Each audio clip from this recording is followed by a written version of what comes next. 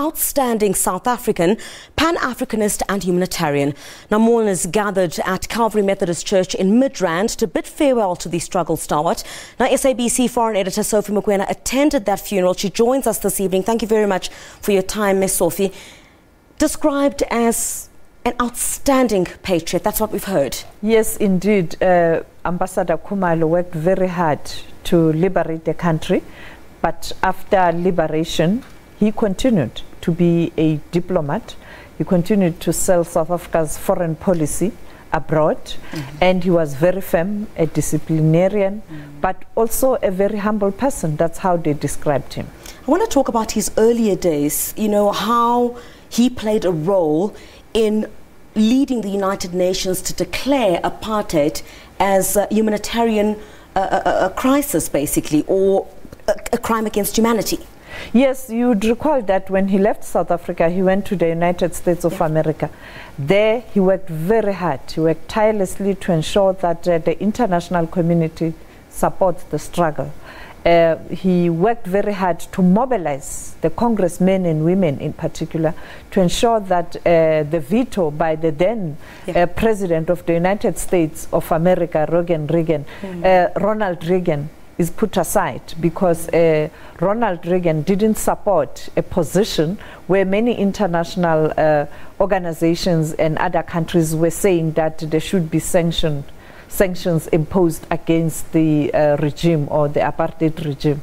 And he decided to use his veto power, but the matter was taken to the Congress due to hard work and lobbying behind the scenes by Ambassador Khumalo. The Congress adopted a resolution to change that position. You can see that was influenced, but also at the United Nations, lobbying international community to ensure that apartheid is declared a crime against humanity. And also fighting very hard to ensure that those who were in Robben Island in particular were released. Therefore, he worked very hard before 1994 to ensure that we are free. And sometimes we underestimate the role played by many South Africans. You know, they're unsung heroes. I want to talk about the role that he played in ensuring that South Africa has sound foreign policies.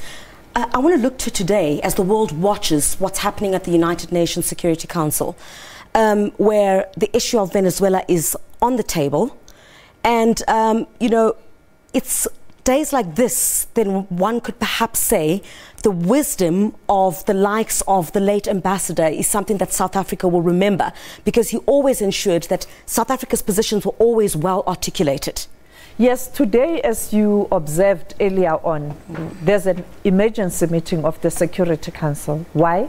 Because United States of America wants many countries to support its position, where they are now recognizing the current opposition leader of Venezuela as the legitimate leader in that country.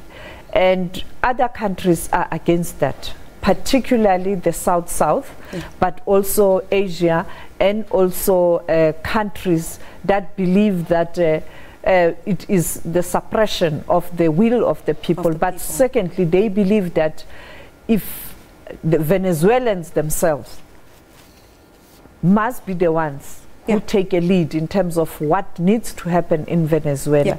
Therefore, you have a situation where some of the permanent 5 members, I'm talking about America, France, and Britain, agree that the current person who has actually decided that he is now the president of Venezuela must be supported.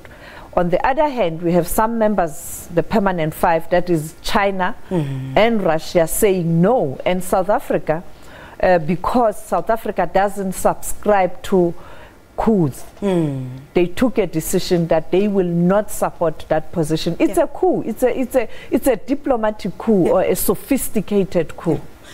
We saw just about an hour ago, thank you very much for your time, Sophie Mokoena, on that.